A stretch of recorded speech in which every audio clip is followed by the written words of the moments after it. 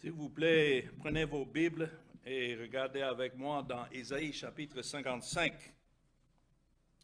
Ça, c'est mon texte pour aujourd'hui. Et j'ai intitulé ce message « L'appel de l'Évangile ».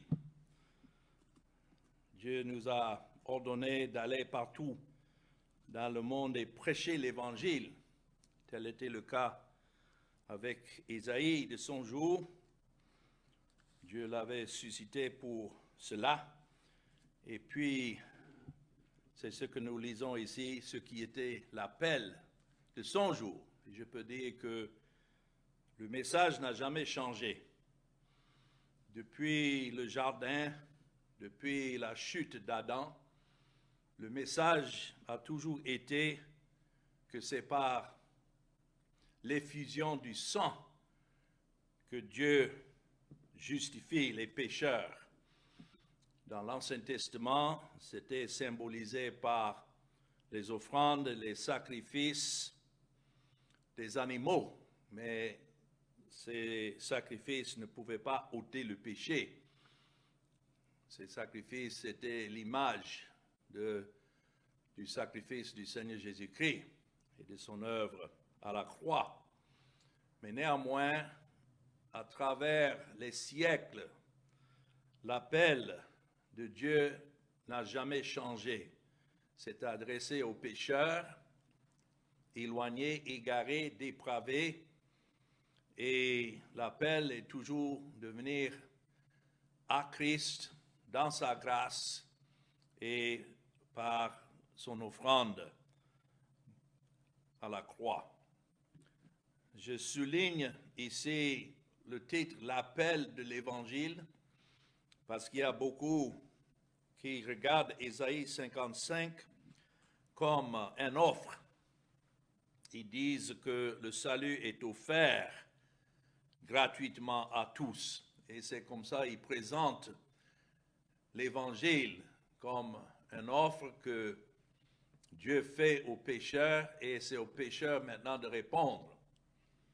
Mais je souligne que ce que nous avons ici dans Ésaïe 55 n'est pas une simple invitation aux pécheurs de venir à Christ, mais plutôt un appel efficace de Dieu. Et notons dès le premier verset que, bien sûr, c'est un appel aux pécheurs dans leurs besoins spirituels, mais ce n'est pas à tous. C'est écrit ici dans les versets 1 et 2, « Vous tous qui avez soif, venez aux eaux. Même celui qui n'a pas d'argent, venez acheter et manger, venez acheter du vin et du lait sans argent, sans rien payer. Pourquoi pesez-vous de l'argent pour ce qui ne nourrit pas? Pourquoi travaillez-vous pour ce qui ne rassasie pas? Écoutez-moi donc. » Ouais, ce n'est pas une simple invitation. Le mot « écoutez-moi », c'est un commandement, c'est un appel. Écoutez-moi donc et vous mangerez ce qui est bon, et votre âme se délectera de mets succulents. Donc, dès le départ ici, ce n'est pas adressé à tous parce que ce n'est pas tous qui ont soif.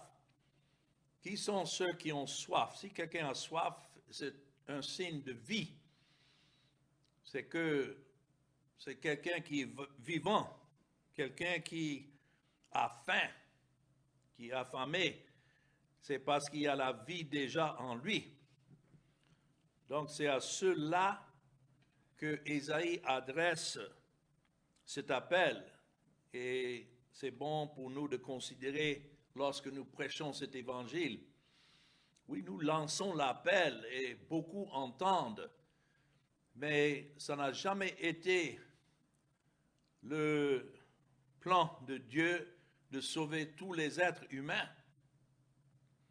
L'évangile est un appel de grâce et c'est adressé à ceux que Dieu lui-même, à qui il a déjà donné des oreilles pour entendre, des yeux pour voir, voilà ceux-là qui vont entendre et écouter cet appel.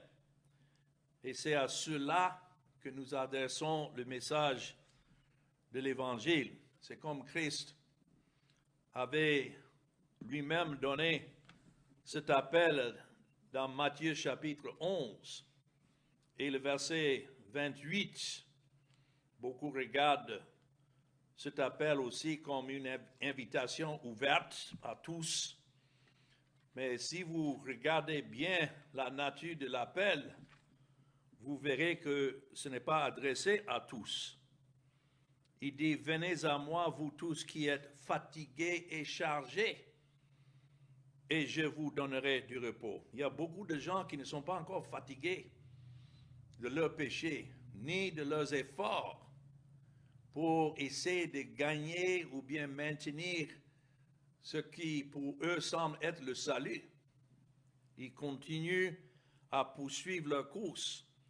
Mais ici, l'appel est adressé à ceux qui sont fatigués et chargés de leurs péchés. Et Christ dit, je vous donnerai du repos. Le repos, c'est lorsqu'il donne des yeux pour contempler son œuvre. Et le fait qu'il est venu dans le monde pour sauver le pire des pécheurs, bien sûr. Mais beaucoup ne sont pas encore convaincus. Et je dois dire que vous n'allez pas les convaincre non plus. C'est seulement Dieu, par son esprit, qui convainc le pécheur de ses péchés et qui sent le fardeau. Et c'est pourquoi Christ dit dans le verset 29, « Prenez mon joug sur vous et recevez mes instructions. » De prendre le joug sur eux, c'est comme on devient maintenant son serviteur. Et nous recevons ses instructions, parce que ces instructions, il dit ici, je suis doux et humble de cœur. Ça, c'est sa grâce. Voilà ce qu'il nous faut, cette grâce qui n'est pas simplement offerte aux pécheurs, mais cette grâce qui est révélée aux pécheurs que Dieu a choisis. Et ils se réjouissent dans cette grâce. Il dit, vous trouverez du repos pour vos âmes, car mon joug est doux et mon fardeau léger. Et effectivement, c'est ce que nous voyons ici. L'appel, c'est pour tous ceux qui ont soif de venir à l'eau. Quelle est cette eau, si ce n'est le Seigneur Jésus-Christ, l'eau vivante? Mais ce n'est pas une invitation à tous. Ça, c'est pour ceux qui ont soif. Et seuls ceux qui ont soif viendront. Seuls ceux qui ont soif couriront à Christ, qui est l'eau vive. Pourquoi? Parce que c'est Dieu qui est en train de les attirer. Et la manière de venir, ouais, c'est un appel ici aux pécheurs dans le besoin spirituel, mais il ne faut pas venir avec vos propres mérites, ni pensant que le fait de venir, c'est ça qui fera que Dieu vous fera grâce. Ici, c'est comme un marché qui est représenté, un marché où vous allez acheter et manger sans rien payer. Vous voyez ça dans le verset 1? Donc, ceux qui viennent, qui entendent cet appel, sont ceux qui n'ont rien. D'abord, c'est pourquoi c'est gratuit. Qu'est-ce que l'homme peut donner pour le salut de son âme? Il est pécheur, il n'a rien à donner à un Dieu saint. Et c'est pourquoi cet appel est précieux, parce que c'est gratuit. L'argent ou bien les efforts humains ne peuvent pas servir à quoi que ce soit. Ici, c'est une question de venir à Christ et se reposer dans son œuvre qu'il a accomplie. Ouais, quand quelqu'un a soif, tout ce qui est nécessaire pour un pécheur assoiffé, c'est dans l'eau. Ce n'est pas le fait de prendre le verre ou autre et puis boire, l'émotion de boire, c'est ça, ce n'est pas ça qui sauve, c'est l'eau qui est nécessaire. Et c'est pourquoi Dieu pose cette question, pourquoi dépensez-vous de l'argent pour ce qui n'est pas du pain ou de l'eau? Rien de ce que nous pouvons offrir à Dieu ne peut sauver notre âme. Mais Dieu pose la question parce que l'homme est têtu. Il va imaginer que même si Dieu fait la plus grande partie, que lui, il a quelque chose à contribuer. Mais Dieu pose la question, pourquoi est-ce que je dépense de l'argent pour ce qui ne peut pas satisfaire? Qu'est-ce que l'homme peut offrir à Dieu pour que Dieu soit satisfait dans sa sainteté et sa justice? Alors c'est avec urgence que nous voyons ce message donné à Ésaïe dans le verset 2. Écoutez-moi donc. C'est une manière de dire écoutez attentivement.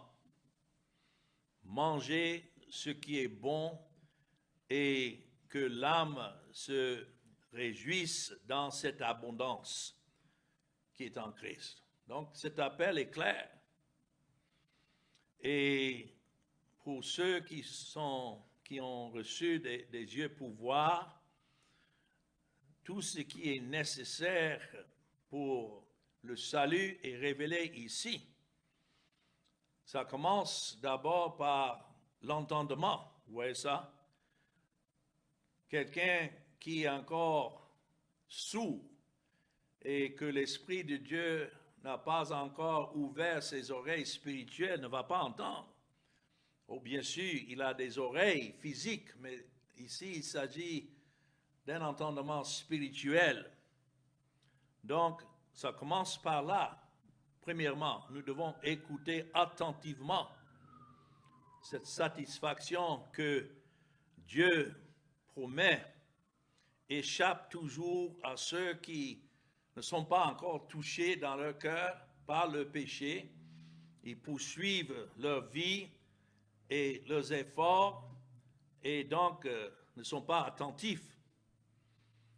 Cette attention vient seulement de l'Esprit de Dieu. Et si nous sommes à Dieu, nous pouvons tous témoigner que, oui, pendant un certain temps, on lisait la Bible, on écoutait différentes sortes de prédications et on était occupé par nos efforts à satisfaire à Dieu, à lui plaire, jusqu'à ce que Dieu nous a arrêtés.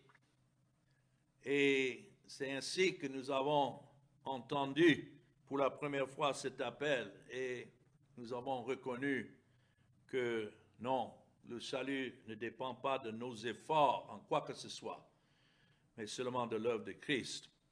Et puis deuxièmement, donc il y a l'entendement, nous devons écouter. Deuxièmement, nous devons manger.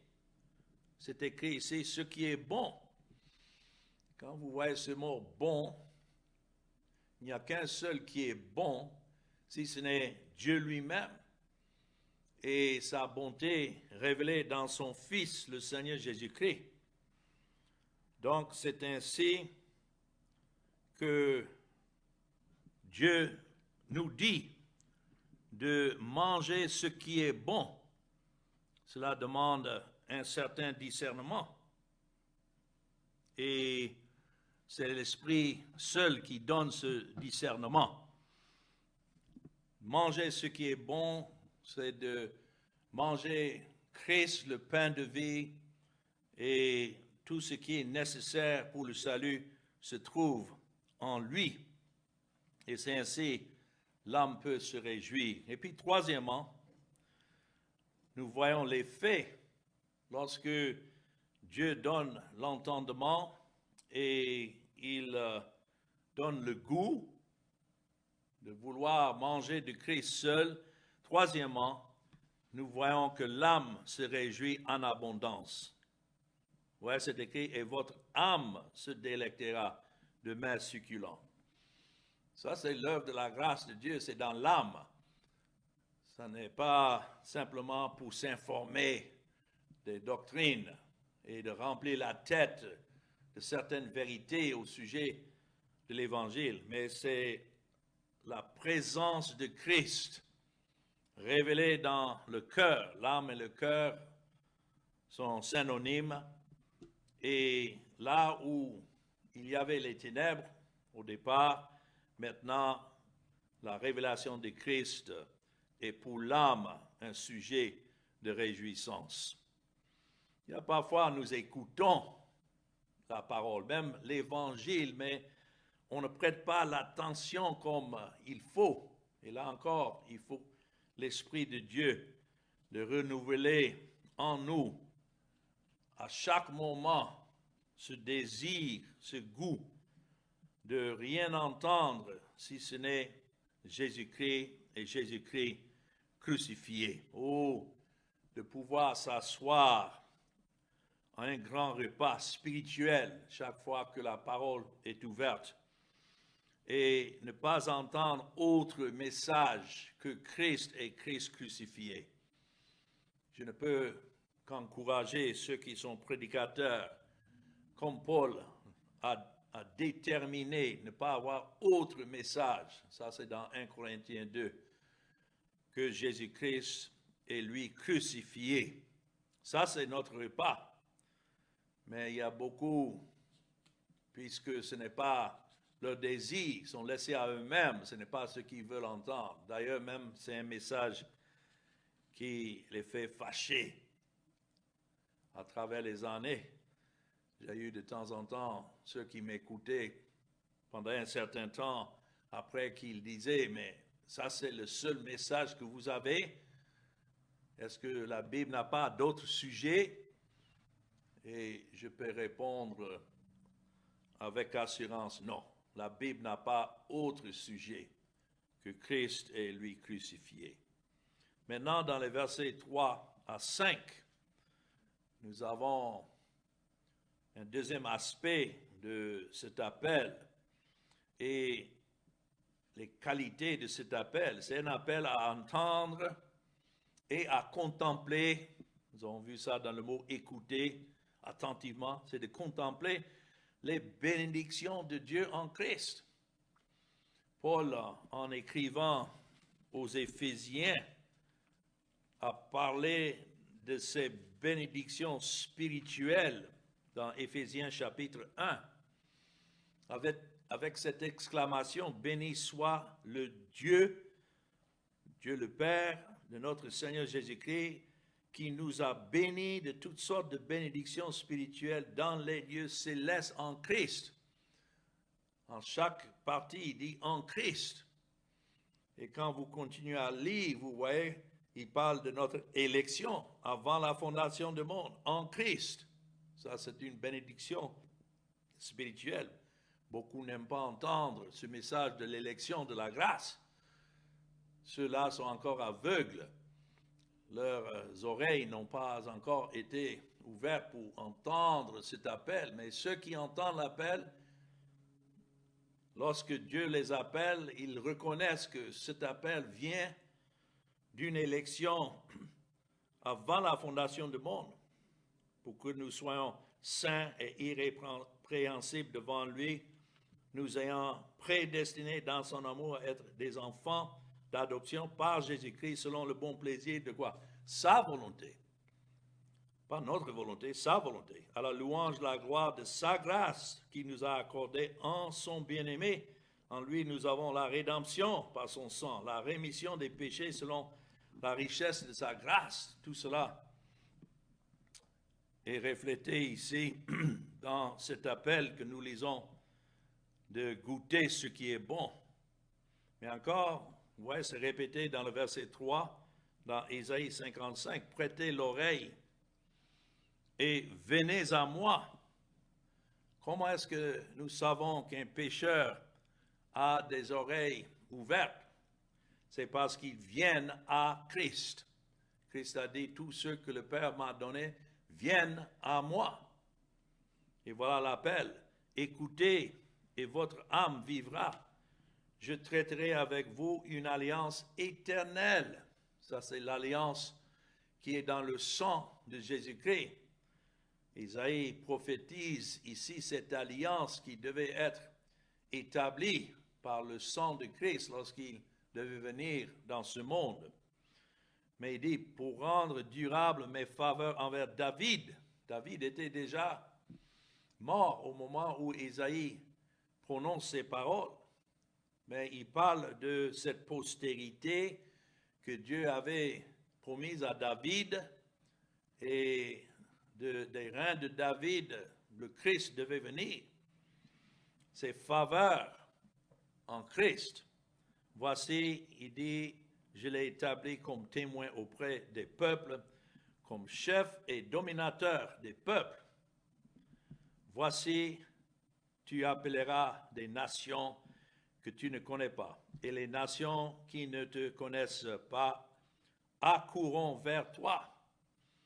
Cela nous montre que cet appel que Dieu donne n'était pas simplement pour les Juifs, mais Juifs comme païens. Il a ses élus dans toutes les nations, et ceux-là accourront vers lui. Pourquoi? C'est écrit verset 5, à cause de l'Éternel ton Dieu. Pourquoi il y en a qui écoutent, pourquoi il y en a qui entendent, pourquoi il y en a qui viennent à Christ, notons, à cause de l'Éternel, leur Dieu, du Saint d'Israël, qui te glorifie.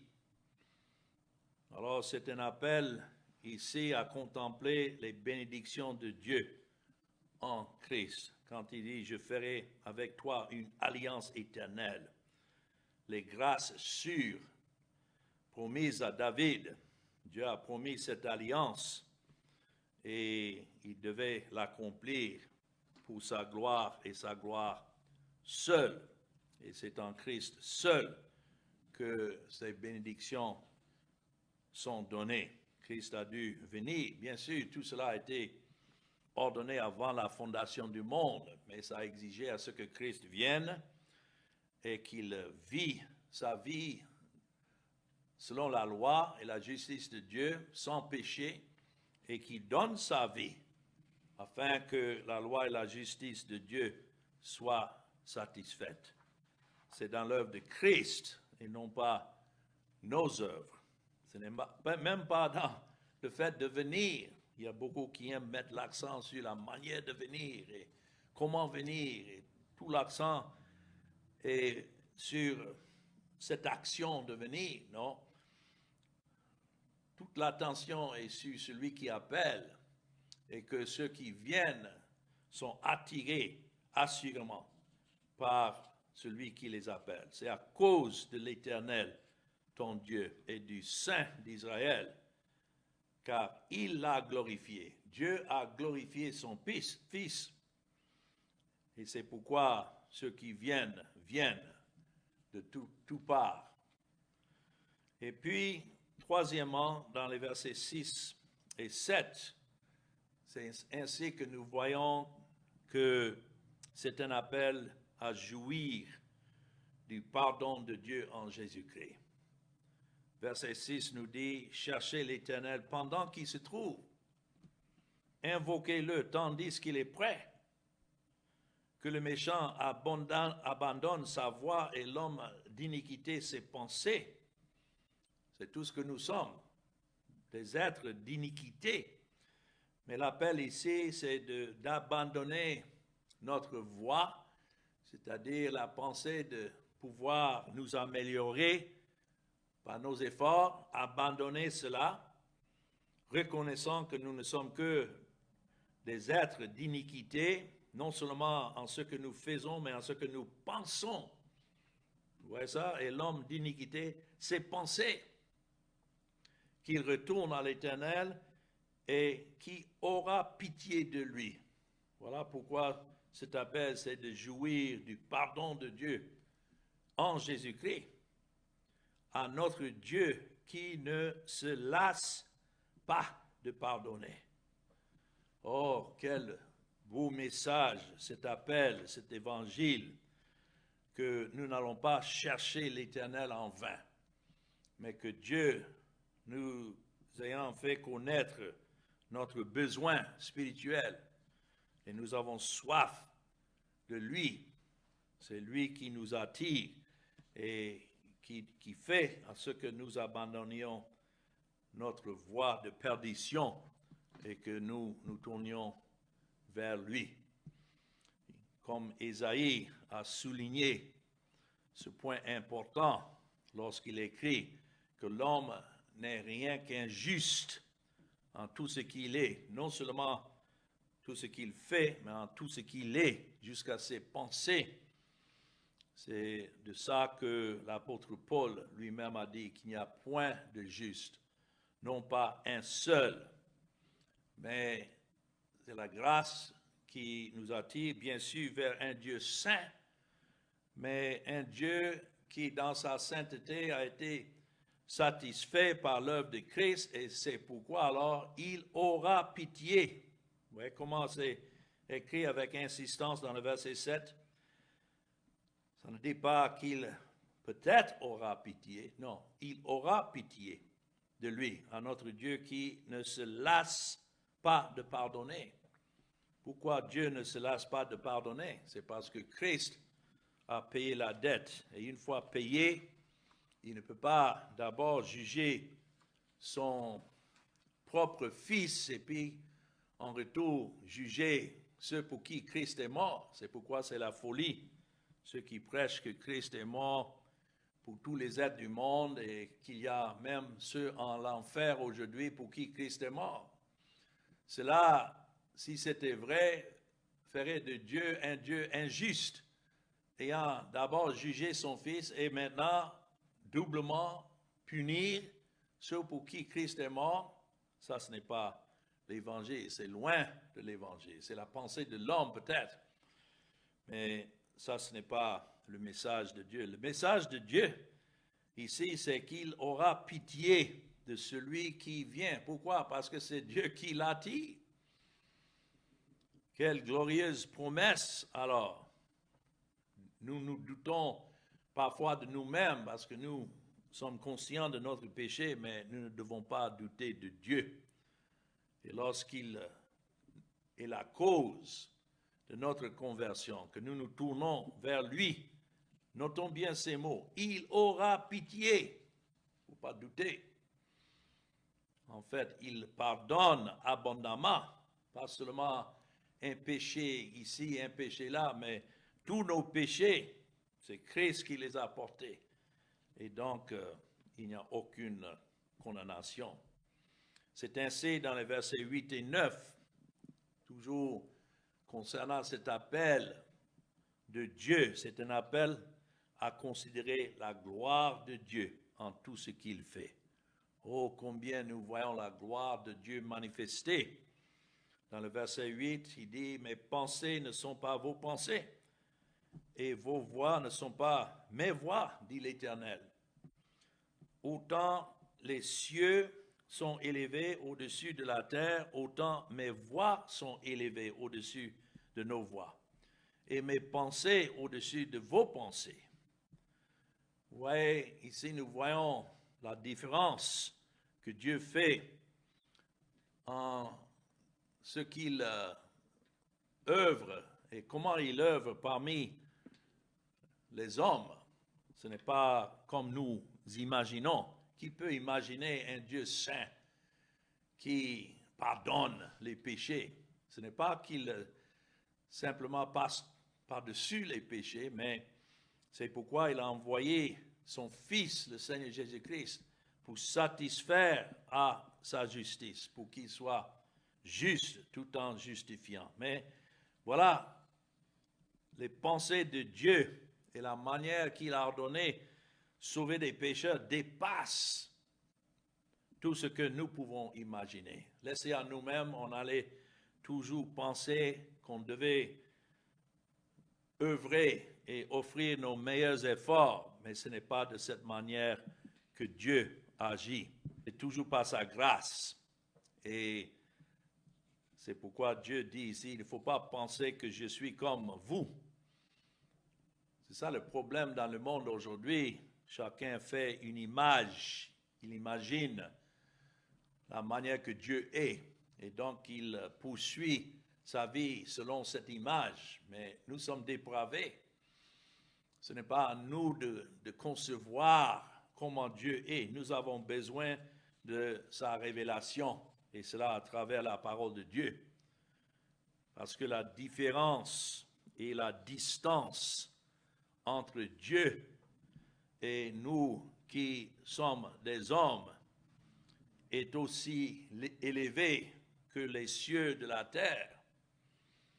Et cela n'est pas pour nous décourager de le chercher, mais pour nous garder humbles dans notre recherche, sachant que si nous pouvons atteindre à Dieu dans nos esprits, nos âmes, ce n'est pas à cause de quelque chose en nous, mais plutôt c'est Dieu, par sa main, qui a pris des pécheurs tels que nous sommes et qui les porte dans le sein de son Fils, le Seigneur Jésus-Christ, qui est venu pour payer leur dette. Voilà comment cette distance et cette différence entre Dieu et le pécheur maintenant est rapprochée.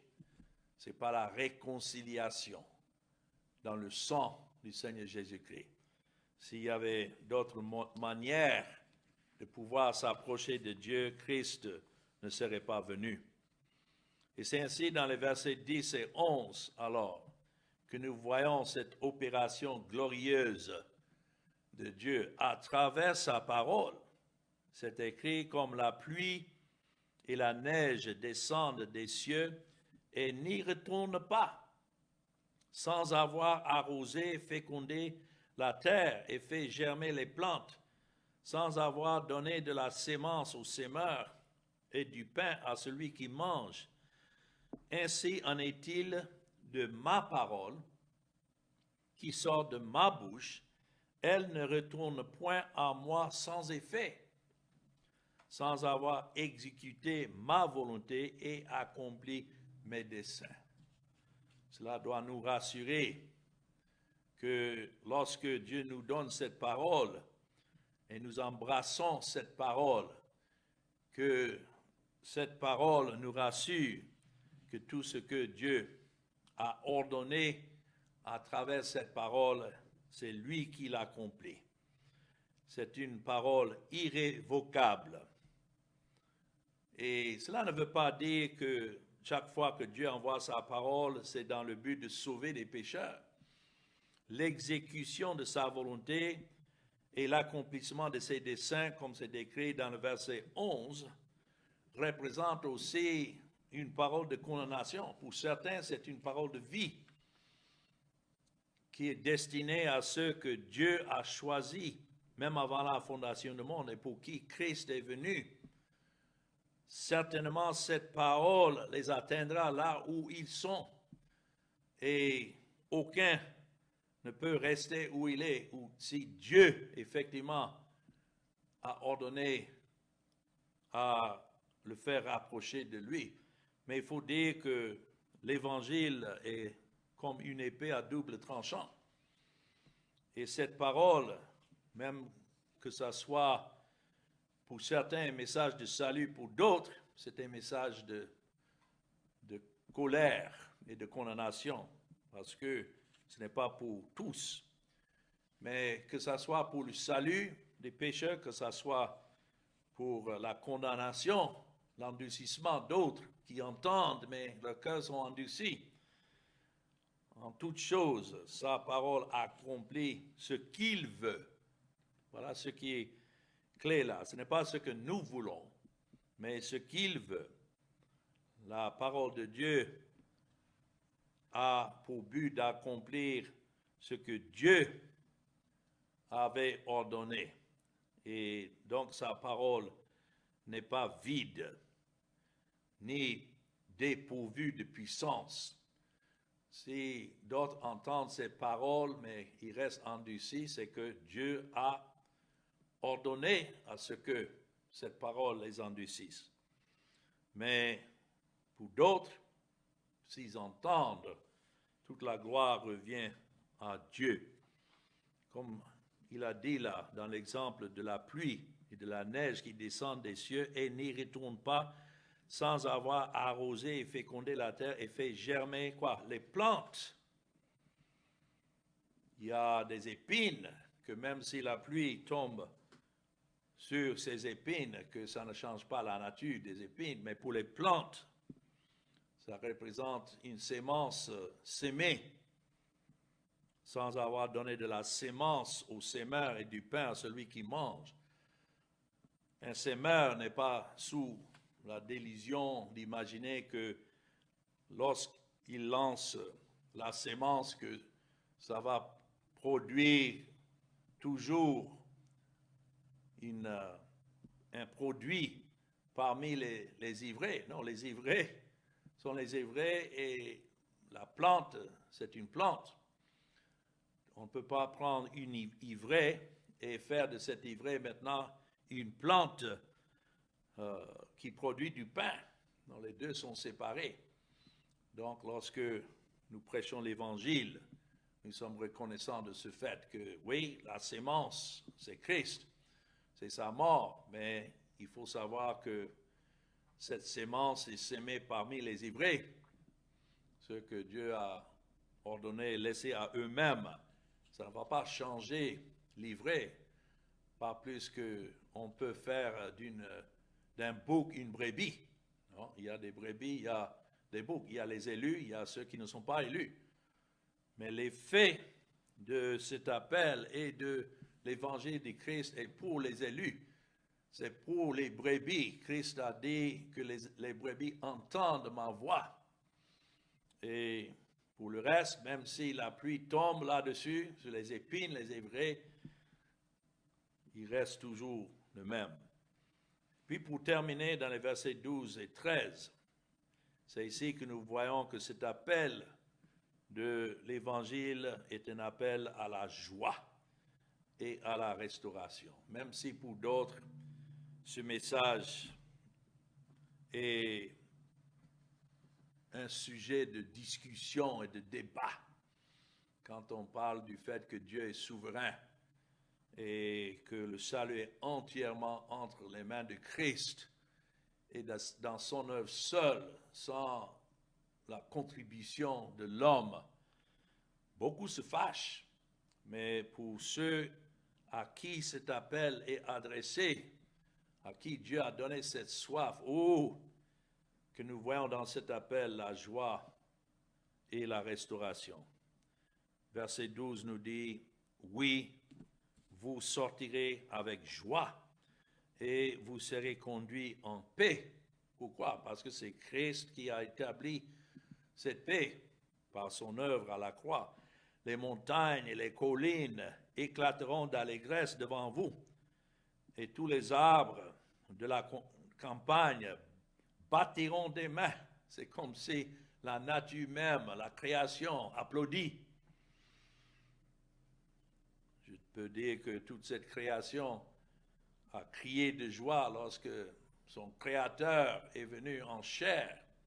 Celui qui a créé le monde et l'univers est venu et habité parmi sa création dans un seul but, de sauver les pécheurs qui ne méritaient pas le salut, mais c'est pour eux qu'il est venu, ceux que le Père lui a donnés. Et alors, verset 13, au lieu de l'épine s'élèvera le cyprès, au lieu de la ronce croîtra le myrte, et ce sera pour l'Éternel, une gloire, un monument perpétuel, impérissable. La vie que Christ donne est une vie éternelle. Donc vous voyez ça, vous sortirez avec joie et vous serez conduits avec paix. Je dois dire que ça c'est la manière que chaque fois que je finis de lire cette parole et de prêcher cet évangile, voilà ce qui retentit dans mon cœur lorsque le peuple de Dieu est tourné vers Christ par la grâce de Dieu et par l'écoute de sa parole. C'est ainsi que nous voyons les faits, c'est la joie et la paix. Ça, ce n'est pas quelque chose que l'homme fabrique, mais c'est produit par l'Esprit de Dieu. La joie est si grande que même les montagnes, les collines et les arbres des champs s'y joignent.